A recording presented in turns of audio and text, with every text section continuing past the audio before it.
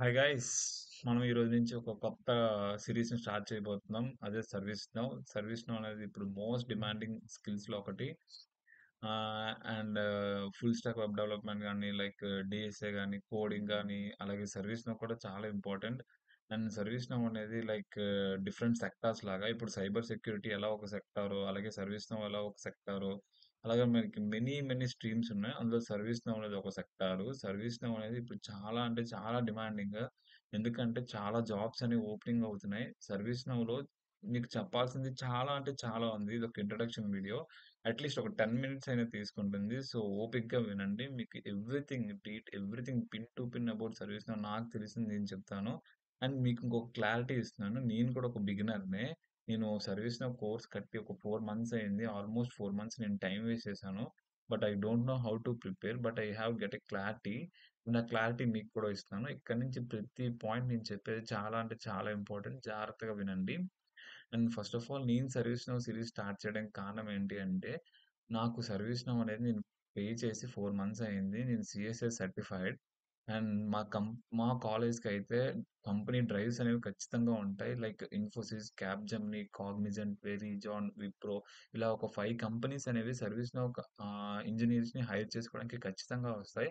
అక్కడ ఏంటి అంటే నువ్వు basic rounds like aptitude, coding ఇవన్నీ క్లియర్ చేసేస్తే టెక్నికల్ రౌండ్‌లో మొత్తం సర్వీస్ నౌ మీద డిస్కషన్ ఉంటుంది.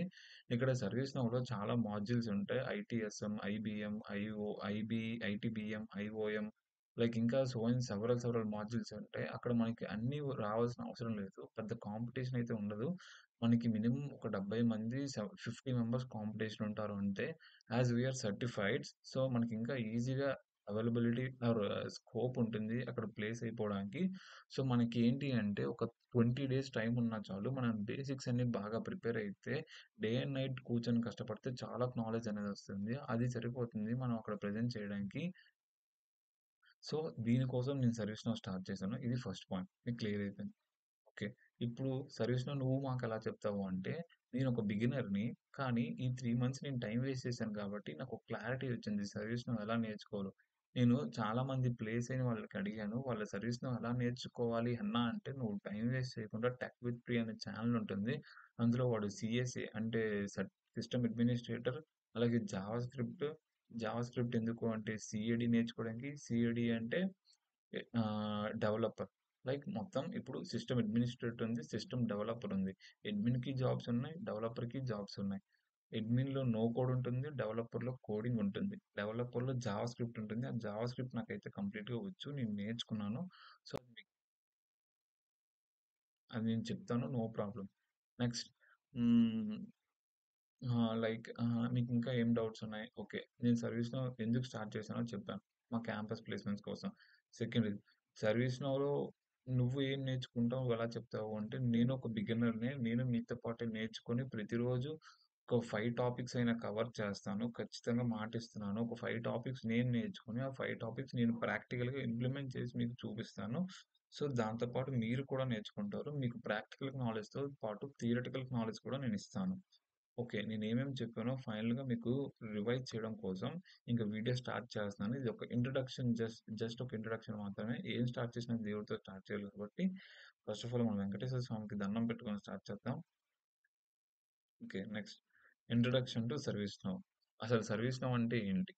సర్వీస్ నౌ అంటే నువ్వు ఒక ప్రాజెక్ట్‌ని కంప్లీట్ చేయడానికి లేదా ఒక ఐటీ కంపెనీలో ఒక ప్రాజెక్ట్ కంప్లీట్ చేయడానికి నీకు ఫుల్ స్టాక్ డెవలప్‌మెంట్ గాని, టెస్టర్స్ గాని లేకపోతే లైక్ ఏవైతే డిఫరెంట్ టెక్నాలజీస్ ఉంటాయి కదా! ఆ టెక్నాలజీస్ అన్నిటిని నువ్వెలా వాడుతున్నావు? లైక్ హెచ్‌టీఎంఎల్ గాని, సీఎస్ఎస్ గాని, జావా స్క్రిప్ట్ గాని, లేకపోతే రియాక్ట్, యాంగులర్, నోడ్ జేఎస్ లేదా కోడింగ్ గాని, like everything you are involving to complete a project which is given by your company. So, ఒక కంపెనీలో ప్రాజెక్ట్ అనేది కంప్లీట్ అవ్వడం కోసం సర్వీస్ నో రోల్ అనేది చాలా ఉంటుంది. ఎందుకంటే ఏవైనా like it automates the complete process. ఇప్పుడు సర్వీస్ నౌ అనేది 80% ఆఫ్ యూసేజ్‌లో ఉంది. అంటే ఒక ఫినిషింగ్ టచ్ లాంటిదన్నమాట సర్వీస్ నౌ. అంటే ఒక ప్రాజెక్ట్ కంప్లీట్ అవ్వడం కోసం నువ్వు ఏదైతే టెక్నాలజీ వాడుతున్నావో దాంతో కాంబినేషనే ఈ సర్వీస్ నౌ.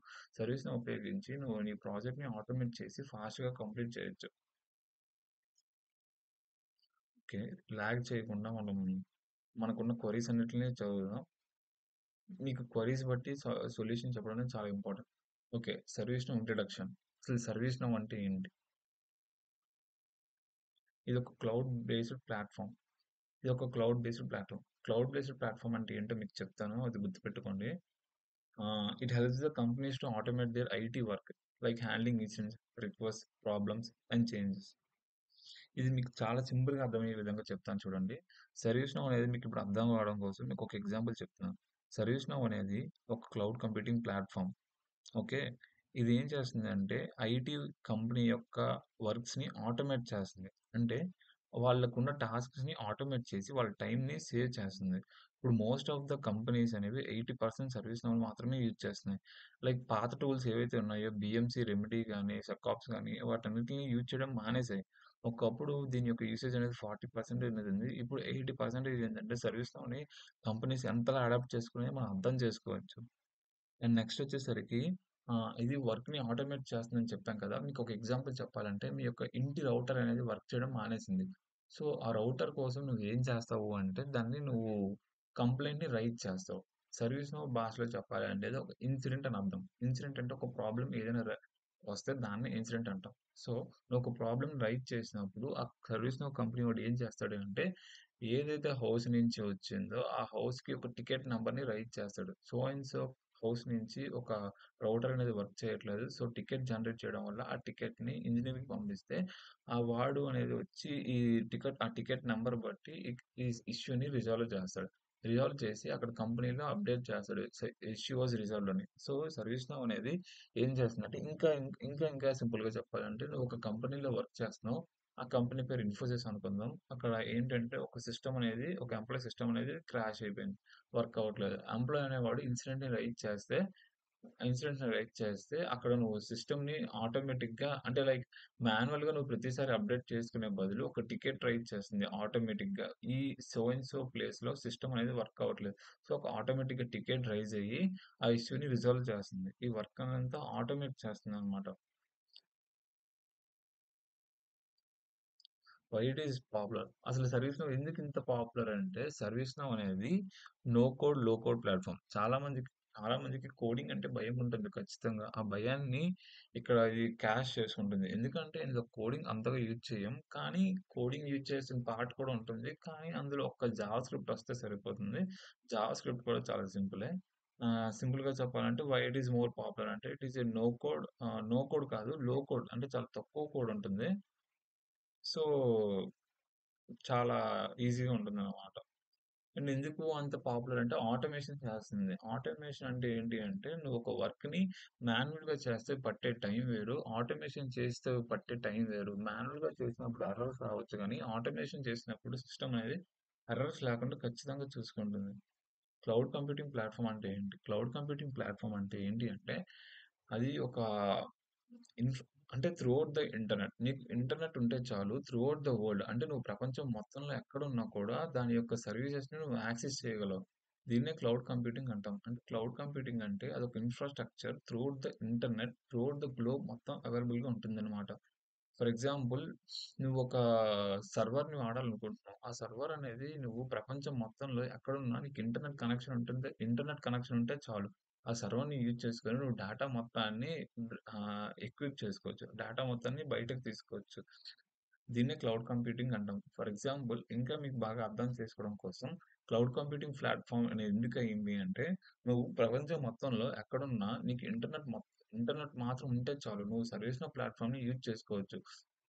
ఇన్‌స్టెడ్ నువ్వు సర్వీస్ నౌ యూజ్ చేయాలంటే ప్రతిసారి నువ్వు వెళ్ళిన చోటకి ఎళ్లి అక్కడ ఒక సర్వర్‌ని అదే ఒక ఆహ్, అంటే అంటే ప్లాట్‌ఫార్మ్‌ని కొనాల్సిన అవసరం లేదు. లైక్ నువ్వు అందులో లాగిన్ అయితే చాలు నువ్వు సర్వీస్ నౌని యూజ్ చేసుకోవచ్చు.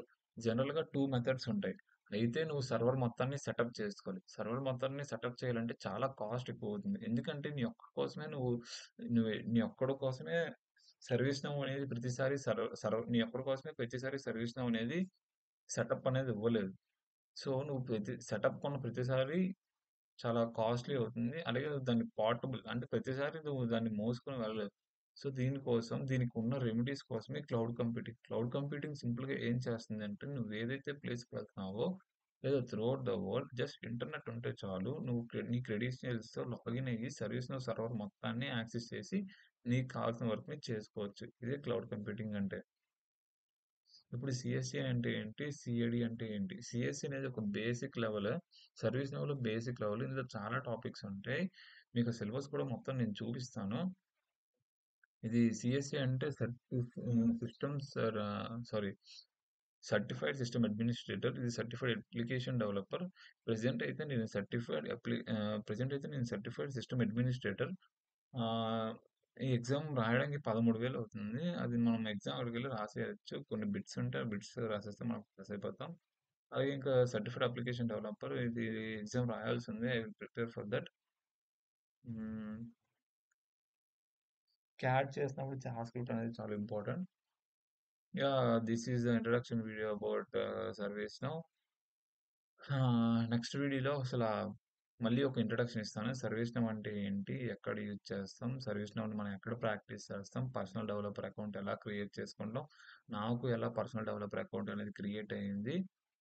అలాగే సర్వీస్ నౌ సిలబస్ ఏంటి? అది మీకు చెప్పబోతున్నాను.